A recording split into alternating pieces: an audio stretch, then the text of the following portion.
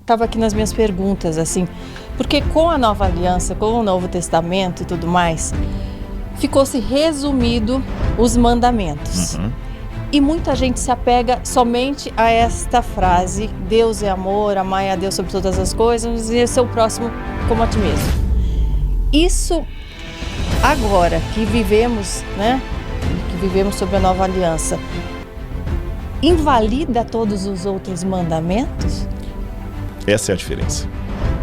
E eu fico tão emocionada e admirada de ver a forma, né, que pessoas como você, que tem esse estudo, que tem esse conhecimento, fala e permanece com amor, com esse brilho nos olhos, né? É tão lindo de ver. As pessoas falam: é fácil você falar, você que tem tudo, você que teve fama, você que tem, né, não passa fome, não passa necessidade. Eu acho que é muito mais difícil pessoas que estão numa condição boa reverenciar a Deus, dar o devido crédito, né, ao Filho que morreu na cruz por nós, do que alguém que passa necessidade, né? Com e as certeza. Pessoas confundem isso, né? Com certeza. E aliás, Karina, até você falou aí, conhecer mais desse Deus. Eu queria colocar 2 pontos em relação ao seu comentário, concordando com ele. O primeiro, se você me der a liberdade de usar você mesmo como exemplo, você tem o Henrique, que é o seu filho, né? Henrico. Você falou dele ali com carinho: eu acordei o Henrico e tudo mais. O seu olho brilhou quando você falou do Henrico. Então eu vejo que tem uma relação de amor entre vocês dois. Permita-me usar essa relação para ilustrar a nossa relação com Deus. Agora imagina você como mãe do Henrico, não sabendo, você fala o tempo todo em casa, supondo, você não ouve o Henrico, não sabe do que ele gosta, não sabe o que ele gosta de comer, não sabe o que ele gosta de vestir. Você, na verdade, não tem uma relação. Por mais que você fale: não, eu conheço o Henrico. Mas se ele não fala nada, imagina que ele entra em casa, só você fala. Imagina que você não saiba o gosto dele, o que ele gosta de comer, não sabe nada a respeito dele. É uma relação desequilibrada. Da mesma forma, Deus. Se eu tenho uma relação com Deus, mas eu não escuto o que Deus gosta, o que Deus quer, o que Deus deseja, seria como no exemplo que eu dei aqui, seria uma relação descompensada. Agora, como é que você sabe os desejos do Henrico? Ouvindo-o, conversando com ele, deixando que ele também se pronuncie. É a mesma coisa com Deus. Imagine se já tivesse, para adiantar, um manual de instruções do Henrico, que é a Bíblia. Exatamente, gente, Deus deu isso aqui. Então o Espírito fala. Quando eu estou orando, eu estou falando com Deus. Comparando ao Henrico, né? Sim. Mas quando eu estou lendo a Bíblia, é Ele que está falando comigo na voz do Espírito. E o segundo ponto que eu queria colocar, que eu achei muito bacana, você falar assim: olha, muita gente pensa: eu sou bom e tudo mais.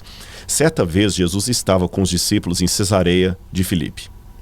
E ali era um lugar muito pagão. Eu até te falei de um dia você ir a Israel, você vai conhecer esse lugar aqui. E esse lugar tinha muitos ídolos, muita coisa contrária à vontade de Deus. E Jesus levou os discípulos justamente para esse lugar, completamente bagunçado espiritualmente, cheio de pessoas boazinhas. Não estou falando que todos os pagãos são ruins. Eles estavam indo ali até para poder agradar de alguma maneira a divindade. Sim. Aí Jesus, naquele lugar mais incomum, mais impensado, chama os apóstolos e fala assim: que dizem os povos que eu sou? Aí eles devem ter perguntado: por que o senhor trouxe a gente aqui para perguntar isso? Por que não perguntou lá no Mar da Galileia, que era um lugar mais tranquilo? Sim. É como se eu tirasse agora todas as pessoas de uma igreja e levasse para Cracolândia e perguntasse assim: pois é, o que vocês acham do evangelho aqui? Poxa, não podia perguntar lá? Aí eles começaram a responder: bom, uns falam que o senhor é João Batista, outros falam que é Jeremias, outros falam que é um profeta ressuscitado. Interessante. E vocês? Quem dizem que eu sou? Quando Jesus perguntou isso, em primeiro lugar, perceba que ninguém estava falando coisa ruim de Jesus. Eles não responderam assim: uns dizem que o senhor é um canalha, que é um farsante, que é um demônio. Disseram coisas bonitas a respeito de Jesus, mas não eram a verdade a respeito dele. Então não adianta dizer coisas bonitinhas a respeito do céu. Deus é amor, tá?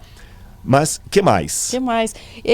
Essa estava aqui nas minhas perguntas, assim, porque com a Nova Aliança, com o Novo Testamento e tudo mais, ficou-se resumido os mandamentos.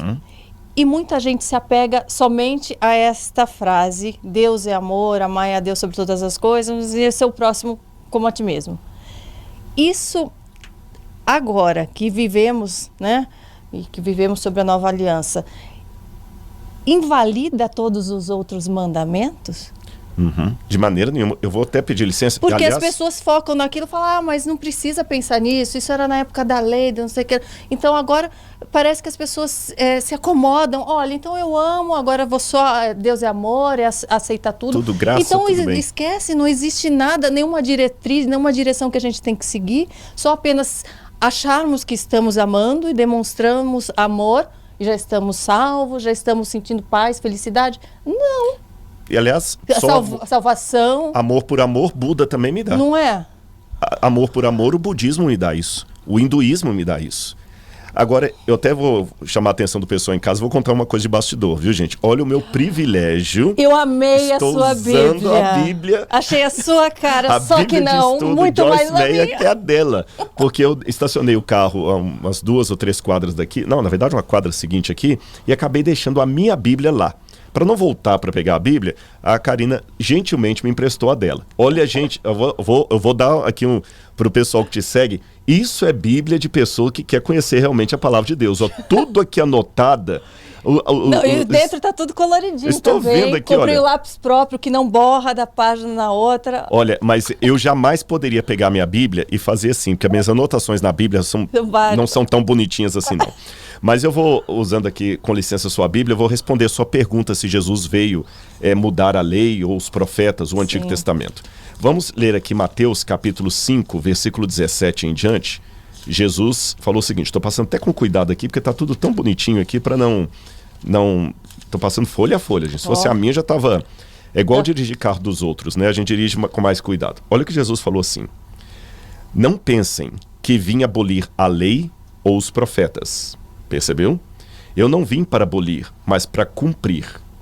Aí alguém fala, não, mas cumprir então quer dizer que veio cumprir, acabou. Não, vamos continuar. Ele disse assim, então ele cumpriu, ele a gente cumpriu, não precisa cumprir. Porque ele continua dizendo, digo-lhes a verdade, enquanto existirem céu e terra, de forma alguma desaparecerá da lei a menor letra ou o menor traço, até que tudo se cumpra. Quando eu entrei aqui para a gente poder ter esse bate-papo, eu olhei para cima, tinha céu. Tem. E ainda tem terra. Tem. Então não passou. As profecias todas não se cumpriram. Então isso aqui também não passou. E ele continua dizendo, todo aquele que desobedece ao menor desses mandamentos, ainda que dos menores, e ensinar os outros a fazerem o mesmo, será chamado menor no reino dos céus. Mas todo aquele que praticar e ensinar esses mandamentos, será chamado grande no reino dos céus. Então o próprio Jesus respondeu.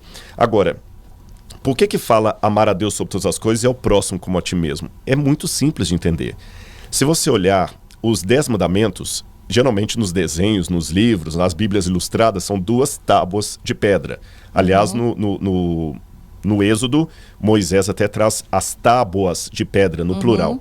E no hebraico até está no dual, quer dizer que são 2 tábuas mesmo. Nos 4 primeiros mandamentos, são todos mandamentos referentes à minha relação com Deus. Não ter outros deuses diante de Deus, não tomar o nome de Deus em vão, não adorar imagens de escultura, guardar o Shabat. São relações da humanidade para com Deus. Na segunda tábua, são relações da humanidade com a humanidade. Honrar pai e mãe, não matar, não adulterar, não cobiçar, não mentir. Ou seja, são relacionamentos sociais. Então, na primeira tábua, eu tenho o resumo no mandamento que diz amar a Deus sobre todas as coisas. Os 4 primeiros mandamentos. Sim. Na segunda, amar ao próximo como a mim mesmo. Os 6 seguintes mandamentos. Sim. Então, o mandamento se resume a uma questão de amor. Agora, para fechar essa resposta aqui, tem uma coisa importante que eu tenho que dizer, Karina. Para não cairmos no legalismo. Eu não sei se alguém que está assistindo a gente nesse momento, em qualquer lugar do Brasil ou do exterior, porque eu sei que tem muito alcance o que você produz aqui, eu não sei se haverá advogados brasileiros, isso aqui funciona pelo menos pelo direito brasileiro. Você sabia que se entrar um bandido na sua casa, um ladrão, e você, para defender a sua honra, sua família, qualquer coisa, brigar com o ladrão e pegar uma arma, legítima defesa, e matá-lo, apesar de ser legítima defesa, naquele primeiro momento, você teria que fugir do flagrante. Por quê? Porque se a polícia vier, você vai ser preso, porque o flagrante houve ali. É aquela questão da fuga do flagrante. Então, se você entende de leis, mesmo que você matou ali em legítima defesa, mas você tem que fugir. Agora, imagine você fugindo. Quais são as preocupações que passam na cabeça? Bom, eu posso imaginar algumas. Por exemplo, nossa, eu matei um bandido. E se ele tiver comparsas que vão vingar depois a morte dele? Gente, quando eu saí correndo, eu deixei tudo aceso, eu deixei a minha carteira em cima da mesa com documento, com cartão de crédito. Eu preciso agora procurar meu advogado e não estou nem com o celular na mão. E se eu vou ter que mudar daquele lugar ali? E se eu for preso? São pensamentos dessa natureza. Sim. Agora eu quero mudar a ilustração. Suponhamos numa fatalidade que você está em casa limpando uma arma de uma coleção do seu avô e você não viu que ela estava municiada. E acidentalmente você mata a queima-roupa a sua filhinha de 3 anos de idade. Ai, credo, não quero nem pensar nesse negócio aí. Mas vamos imaginar a cena só para entender a dor. Legalmente falando, repito, legalmente falando, você também tem que evitar o flagrante.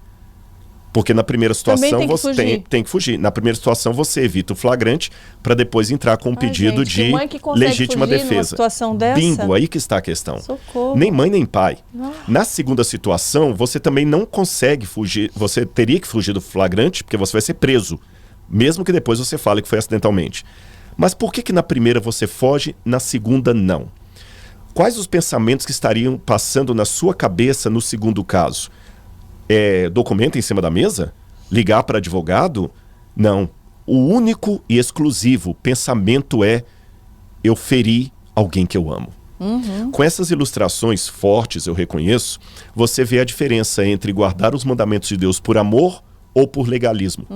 Em ambas as situações, a regra é clara: fuja do flagrante. Só que na primeira, eu matei um desconhecido, não tem nada a ver com ele. Aí eu me preocupo com a carteira, preocupo com o advogado, preocupo com o cartão de crédito, preocupo com a vingança. Na segunda, não. É um pensamento apenas: eu matei alguém que eu amo. Quando eu quebro algum dos mandamentos de Deus, por qualquer razão que não seja o amor, eu fico preocupado com a consequência, vai que alguém descobre, estou perdido, as consequências serão ruins. Medo do inferno. Mas quando você quebra os mandamentos, amando a Jesus, a sua dor é como no segundo caso. Eu feri alguém que eu amo. Eu não estou chateado pelas consequências, eu estou triste porque eu magoei alguém que eu amo. Essa é a diferença. E eu fico tão emocionada e admirada de ver a forma, né, que pessoas como você, que tem esse estudo, que tem esse conhecimento, Glória a Deus, fala e permanece com amor, com esse brilho nos olhos. Né? É tão lindo de ver. Eu quero que você conte um pouquinho mais o que veio primeiro, a questão do seu estudo e desse amor sendo alimentado juntamente com esse estudo. Conta.